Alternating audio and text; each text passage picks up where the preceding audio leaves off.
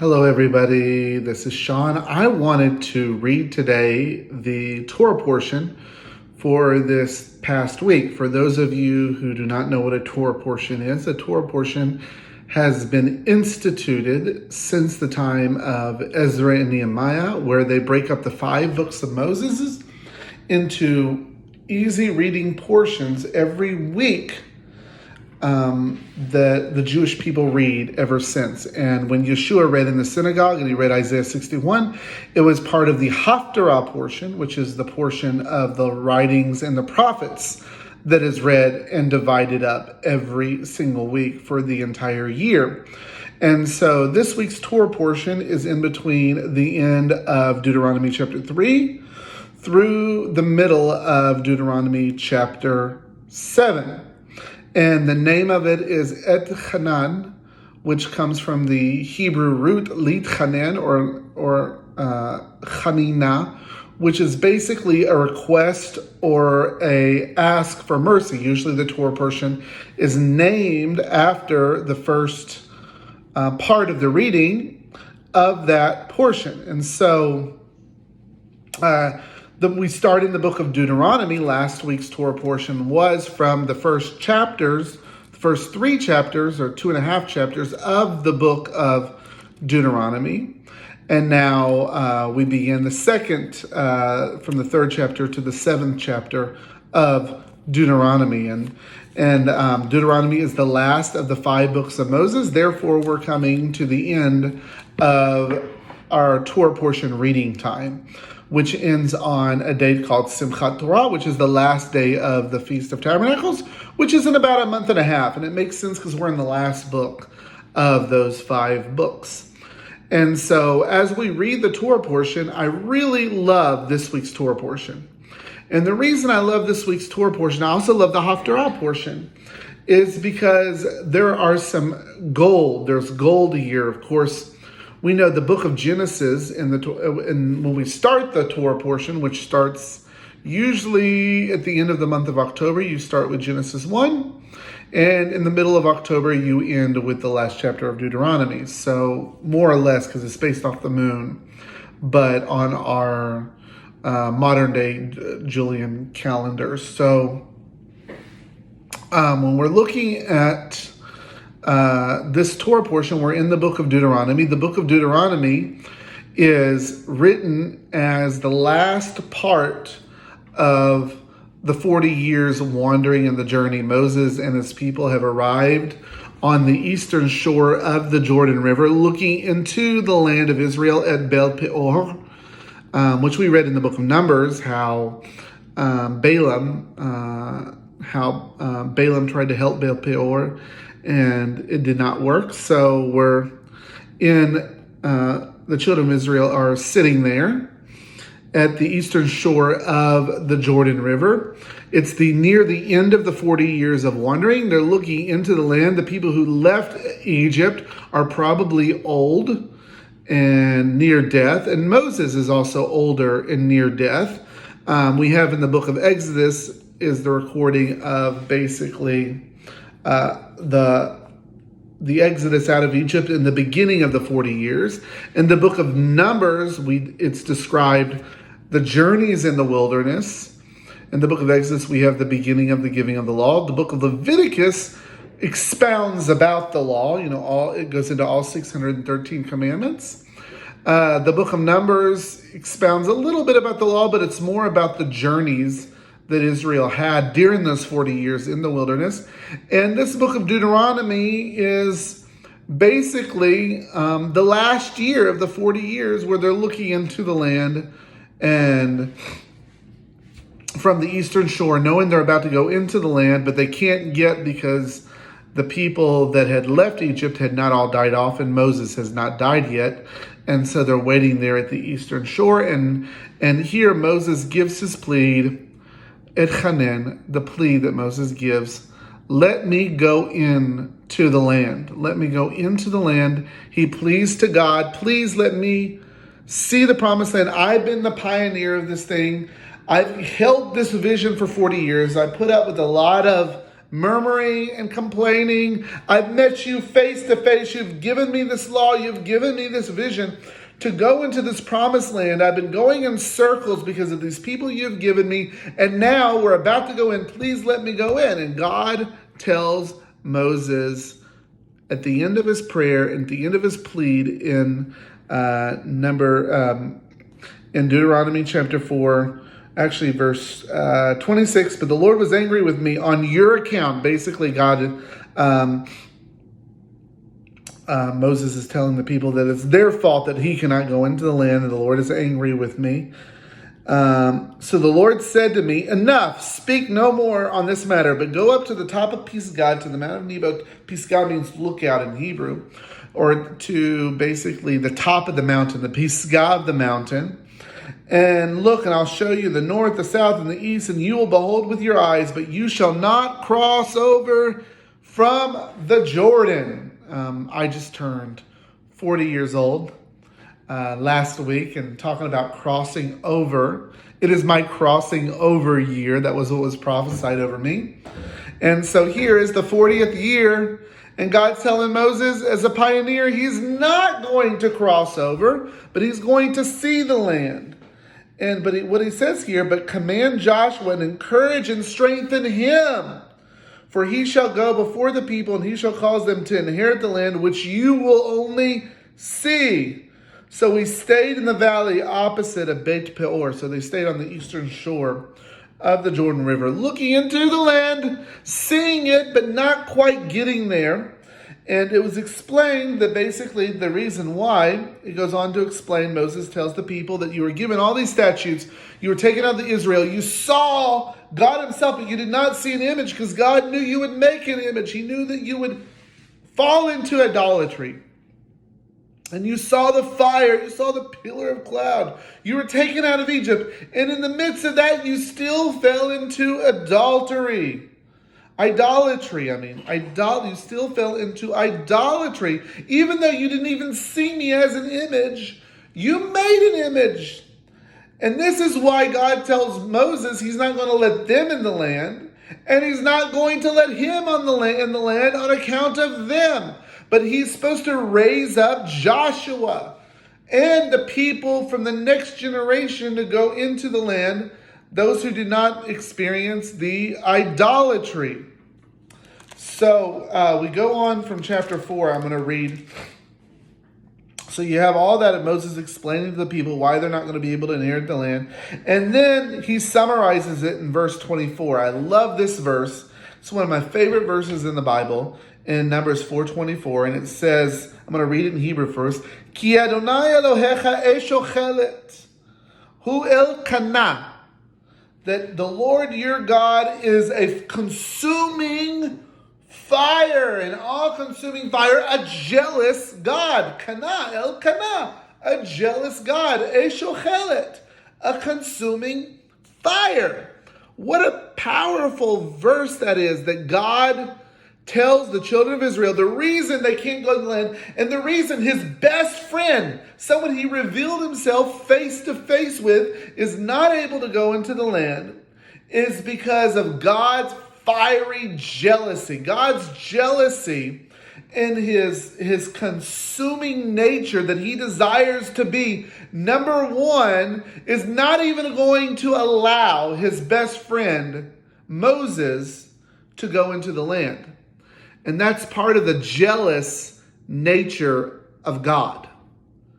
That we need to realize that is a beautiful characteristic. God is merciful. He's filled with love. He's filled with compassion. He's filled with second chances. But on the other hand, he desires to be the first place in our life. He desires it so much that he is like a consuming fire. He consumes any other thing that dares try to take that place, because of his jealousy, that God has a jealous nature about him. That's a righteous jealousy. And that is why he could not allow anybody that had messed with idolatry, or even Moses, who led the people that were messing idolatry, to come into the inheritance of the promised land.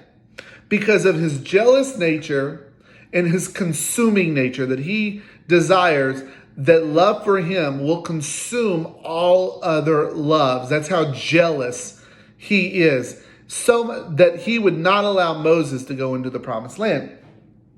And so that is the first part of the portion. The second part of the portion, I'm not going to read it all because it's a very long portion, but basically they go into a description of giving the 10 commandments and everything like that. But they also say they were talking about the people who were going to go with Joshua into the land and the righteous requirements made of them to fulfill the law, to honor God. And then it summarizes all of that in the middle of it in Deuteronomy chapter 6. It summarizes the law, do not steal, the 10 commandments, etc. And then it summarizes it in chapter 4, after he says, you're going to go into the land, and this is what I expect out of you when you go into the land. Hear, O Israel, the Lord thy God, the Lord is one. And you shall love the Lord your God with all your heart, with all your soul, and with all your strength. And these words which I have commanded you today shall be in your heart, and you shall teach them diligently to your children. And you shall talk of them when you sit in your house, when you walk by the way, when you lie down, and when you rise up. You shall bind them as a sign on your hand, and they shall be as frontlets before your eyes. You shall write them on the doorposts of your house and on your gates. So I really like this verse because, number one, it tells what God requires of us when we come into the land. That he requires every single part of our nature to love every single part of who he is. And to involve every part of us, the whole man, into loving God. Our mind, our soul. Some people say that we can't be emotional. Well, God commands us here to be emotional, to use our emotions and our affections and our passion towards him. So this gives you permission to be emotional. My charismatic friends, loving God with all your soul gives you permission to engage your emotions in love for God. Isn't that amazing? As a matter of fact, it commands you to do it. Not only allows you, it commands to engage your emotions and your mind. So for those of you who love intellect, engage your intellect into loving God. Those of you who are emotional, engage your emotions into loving God. With those of you who are more servers and doers, engage what you do into loving God. And so this is what God demands of us, and that we're supposed to do this not when we go to congregation on Saturday or to church on Sunday or to synagogue, not as a sacred and a secular time, but we are supposed to involve in making disciples and teaching people how to love God in every part of who they are. When they what? When they rise up, when they lie down, and when you walk in the way, and when you sit in your house. In other words, in your house, in your fields, when you walk away, you're supposed to practice loving God in every part of your life. It's supposed to saturate everything you do, your very nature, and where you're at. It's supposed to dominate everything, like it said earlier, an all-consuming fire. God is jealous that you would bring him with all of who you are into all that you do. And that's what God demands of you in Deuteronomy chapter 6, verse 4. And then he goes on to talk about the promise of coming into the land. And also he says that they're not going to love him with everything inside of them, including keeping the law that he gave them. And they're going to rebel, and they're going to be exiled again. And that's how this Torah portion ends, about God's all-consuming fire nature. I was thinking about this nature of him being jealous and his demand to love us with everything in every part of our lives and consuming everything that has competition against him. You know, someone once asked my friend Wolfgang, Wolfgang Simpson, what is the definition of the kingdom of God? And he said that God's uncontested rule, that there's no contest, there's no competition to his rule. That is the message of the kingdom, God's uncontested rule. And I was thinking about that and how much we're supposed to love God, that I was thinking about Luke chapter 14, verse 6, where in Luke chapter 14, verse 6, Yeshua says that if you do not hate your mother or your father or your brother or your sister or your loved ones, then you're not worthy to be my disciple. Basically, what he's saying there is he's saying that these people which you love with a great love, how much you love me is supposed to be all the more greater, that the way you love them almost looks like hatred. And that's a challenge for us, not to make our families idols, but to bring the love of Jesus into our families, where we love him more than even we love our families. And we're supposed to love our families, but we love him even more. That how much we love him looks like hatred compared to how much we love our families. That's what Jesus was saying in Luke 14:6.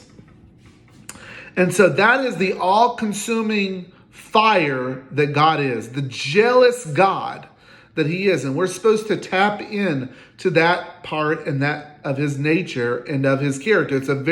It's just as much a part of who he is as his compassion and his love for us. And now I'm going to turn to the haftorah portion, which is Isaiah chapter 40, one of my favorite haftorah portions in the world.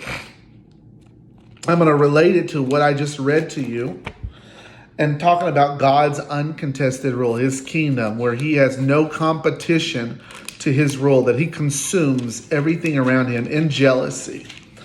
Even the nature and the topography itself, the hills, the mountains, topography itself is waiting to be changed and to submit to the uncontested rule of the coming king. And during these times and these seasons in which we're looking at COVID and we're looking at all these other things, and we know that he's returning soon, we're supposed to keep our eyes on the coming king. And this haftorah portion is exactly that. It says in chapter 40, verse 1, comfort my people. Say to your God, speak comfort to Jerusalem and cry out for her warfare is ended and her iniquity is pardoned, for she has received from the Lord double for all her sins. So he's talking to the Jewish people, to the nation of Israel first, secondly to the church, first to the Jewish people in the nation of Israel. And he's telling us to comfort the prophet Isaiah, to comfort them for their warfare is ended. It's speaking about a future time. It could be talking about Hezekiah, but it's also talking about a future time. It gets into prophetic language here in a minute. And it could also be talking about Isaiah was during the time of King Hezekiah and Sennacherib, when Hezekiah defeated Sennacherib. But I believe this is prophetic language and it's talking about a future time.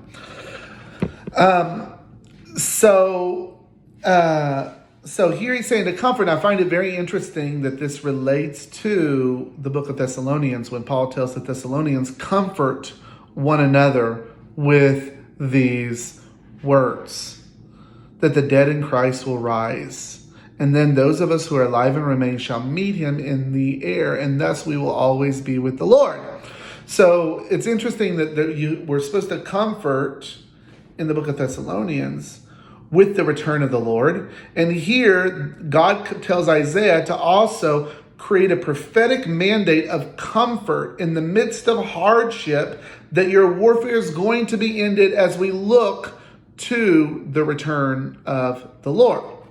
And then it goes on to say, the voice of one crying in the wilderness, prepare the way of the Lord, make straight paths in the desert, a highway for our God. So it's talking about the return of the Lord, the coronation service of the coming king. And we're supposed to make a highway, a red carpet entrance. If you look at this as a red carpet entrance. And this is what's going to happen at that red carpet entrance. I know exactly where this is going to happen. It's going to happen in Wadi Kilt, on the road from Jericho to Jerusalem, which is a very jagged, deserty, crooked road. So much so that in the story of the Good Samaritan, this road was a place where thieves could hide. David called this road the Valley of the Shadow of Death. It's the road between Jericho and Jerusalem, or Wadi Kilt today. And it says, on this road, he's going to make paths straight in the desert towards Jerusalem. at the coming of the return of the coming king. And it says, and this is what's going to happen. This is how the red carpet entrance is going to happen. Every valley shall be exalted, and every mountain and hill brought low. Can you imagine that every mountain, every valley is going to be raised up? So as the king is walking towards Jerusalem, the valley there is going to go whoosh, and the topography is going to change. And the mountains are going to be brought low. The mountains are going to go whoosh. And listen to what else is going to happen. And the crooked places are going to be made straight. So all those jagged areas are going to go whoosh. And it's going to take all those crooked, deserty, mountainous lows and highs, and it's going to make a straight path for a red carpet entrance for the coming king. Topography itself is going to submit itself to the rule of the coming king to create a red carpet entrance for this coming glorious coronation at his return and his coronation as he sits on the throne of David in Jerusalem. He's going to make the rough places smooth, and the glory of the Lord will be revealed, and all flesh shall see it together. This is clearly talking about the return of the Lord, because it says at the return of the Lord that every eye will see him many times all throughout the scriptures. Matthew 24, the book of Revelation, the book of Zechariah, everybody's going to see him, and it's all the glory of the Lord will be revealed. The glory is his coronation service. And every eye is going to watch him in the air, coming on the clouds at his coronation service. And all flesh shall see together, for the mouth of the Lord has spoken. And all flesh, every person in the world is going to see as he returns. He's going to trample on his winepress, bring the nations into judgment, and then take his seat on the throne of David to rule over Jerusalem on the earth forever. It's an amazing passage. I once was caught up in the spirit. This has only happened to me once, but I was caught up in the spirit about 2005, about 15 years ago. I was in prayer in Jerusalem, and I was caught up in the spirit. My spirit man left my body. It hovered over Jerusalem. And as I was hovering over Jerusalem, I saw the coronation service of King Yeshua. It changed my life forever. And as I was watching it, there were billions of people for this coronation service. And together in unison, they were shouting, "Holy, holy," and the ground shook. And as I was marveling at this coming coronation service, my spirit went straight back into my body. And that has kept my eyes to the comforting words of his coming kingdom. You know, when we hit these hard times that are to come, the Bible says, look up to what? Up to Jerusalem. Up to this coming coronation, for our redemption draws near. As things get harder, our spirit gets more excited because we're looking to this coming coronation and the return of the Lord, in which topography itself, and this is this week's haftorah, is going to change for the coming return of the Lord. And so I just want to encourage every person to really embrace this cry for the coming return of the Lord, in which topography itself is going to submit to the uncontested rule of Yeshua. If topography is submitting and is becoming debased to prepare a way for his rule, how much more should we prepare our hearts? And how much more should we pay attention to God? When Yeshua came the first time, he came as a lamb, as a man filled with mercy and compassion.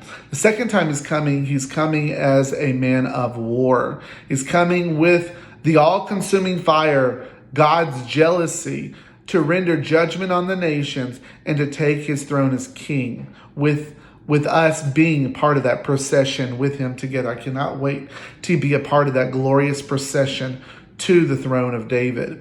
So I just want to leave you with that as we pray together with this Torah portion, to love God with everything. Let our love for Jesus so captivate us that it burns up our love for all lesser lovers, that we are so concentrated on the return of the Lord and on loving him with everything inside of us and bringing others into loving him. It says, teach your children as you rise up. Let's make disciples when we rise up, lie down, and when we walk away. As you go, make disciples. So let us do that. Let's comfort one another with these words, looking towards the throne, when he who will receive the obedience of every nation will take his seat on the throne of David. And so I just want to encourage you, go out and make disciples. Make sure you have nothing in which can stir in your hearts that could stir up the jealousy of God, and come to terms with the all-consuming fire. Let that fire consume everything that God is jealous about in your life, so when he returns, we can participate in his jealousy for that throne, the throne of David. In Yeshua's name. God bless you, and have a Shavua Tov, a good week. God bless. Bye-bye.